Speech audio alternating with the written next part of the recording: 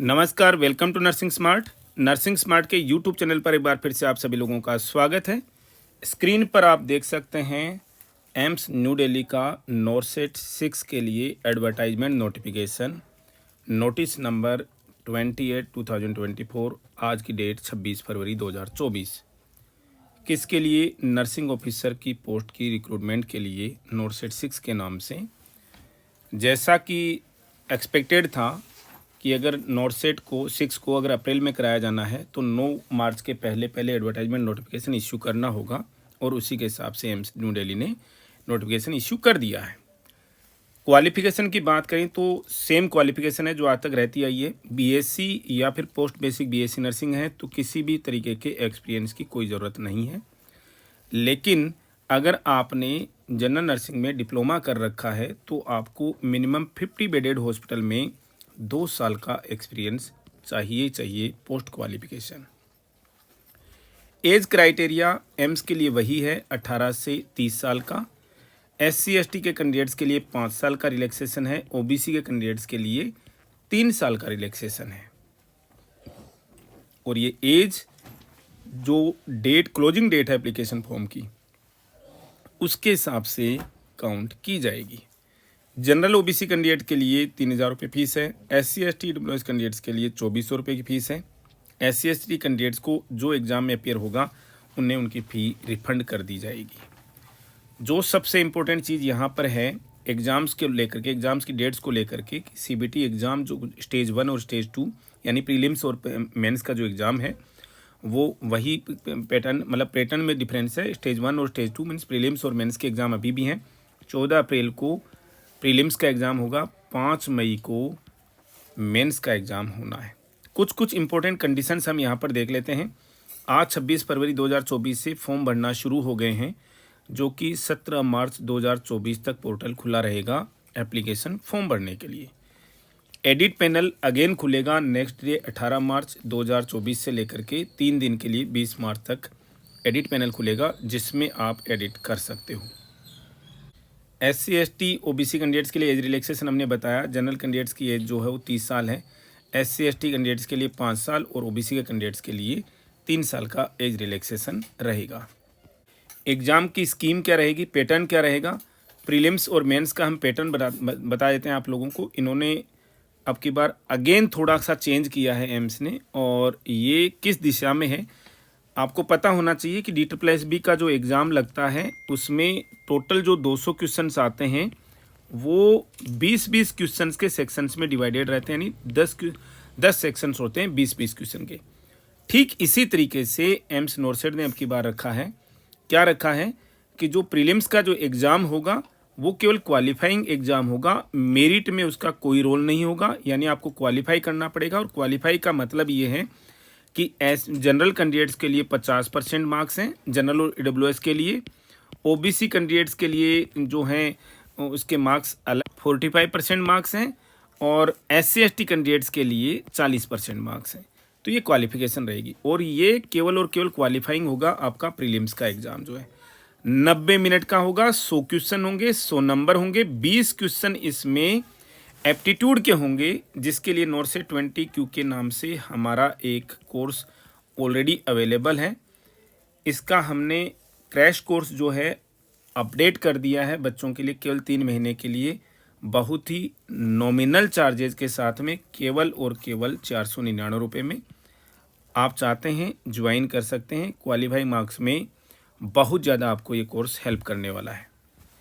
दूसरा जो है 80 क्वेश्चंस जो आएंगे किससे? नर्सिंग से आएंगे, आपके नर्सिंग स्किल्स से होंगे, एसेंशियल क्वालिफिकेशन लेवल के क्वेश्चंस होंगे। नेगेटिव मार्किंग होगी 1/3 की। अब जो हम बात कर रहे थे कि इसके जो 5 सेक्शंस रहेंगे, 5 सेक्शन 20-20 क्वेश्चंस के होंगे, टोटल 100 क्वेश्चन हो गए। पहली चीज़, टाइम का भी इसमें बंटवारा हो जाएगा, मतलब कि DSSB भी टाइम का बंटवारा नहीं करता है, लेकिन उन्होंने टाइम का भी बंटवारा कर दिया, यानी कि 5 पार्ट्स में ही टाइम को बांट दिया। 5 पार्ट्स में टाइम को बांट दिया तो हर सेक्शन के लिए आपको 20 क्वेश्चन के सेक्शन के लिए आपको 18 मिनट का टाइम मिलेगा। इसमें ऐसा नहीं है कि आपको सबमिट करके आगे बढ़ना पड़ेगा, आप ऑटोमेट पहले से आगे बढ़ गए तो ठीक है, अदरवाइज आप ऑटोमेटिकली ये टाइम लैप्स होकर के आगे बढ़ जाएंगे, ऑटोमेटिकली ये सबमिट होता चला जाएगा। एग्ज़ाम जो है वो ऑटोमेटिकली आपका सबमिट होता चला जाएगा। 1 बाय 1 जो है 90 मिनट्स के ड्यूरेशन में आप आगे बढ़ते चले जाएंगे। आपको क्वेश्चंस जो हैं वो जो एक्टिव सेक्शन है आपका, यानी कि जो 20 क्वेश्चन का सेक्शन एक्टिव है, आप उसी में रह सकते हैं, आप उससे आगे पीछे नहीं जा सकते। ये चीज़ें जो सेट जो टाइम है ना, आई थिंक इसमें ज़्यादा चीज़ समझ में नहीं आ रही है, लेकिन आई थिंक आप जो टाइम है उसके हिसाब से शायद आगे भी नहीं जा सकते हैं। ऐसा नहीं होना चाहिए था। आगे जाने का तो ऑप्शन शायद आपको मिलना चाहिए, क्योंकि ये बार बार कह रहा है। इससे हम ये अंदाज़ा लगा रहे हैं, क्योंकि आपको बार बार कह रहा है कि आपका जो एक्टिव सेशन है, यानी 18-18 मिनट पे वो सेट रहेगा। 18 मिनट का जो एक्टिव सेक्शन है, आप उसी में रह पाएंगे। उस 20 क्वेश्चन के अलावा आप कोई क्वेश्चन आंसर अपना देख ही नहीं पाएंगे, और हर 18 मिनट के बाद में आपका वो सेक्शन है वो सबमिट हो जाएगा। और ये सारी की सारी चीज़ें क्यों की जा रही हैं, इसका भी हम रीज़न बता देते हैं। ये केवल और केवल नकल को रोकने के लिए किया जा रहा है। आप सोचेंगे ये बड़ा लेजी डिस्कशन का सब्जेक्ट हो जाएगा। ये केवल और केवल नकल को रोकने के लिए किया जा रहा है, ऐसा नॉर्सेट ने, एम्स ने जो ये फॉर्मूला अपनाया है। हम आपको ऑलरेडी बता चुके हैं।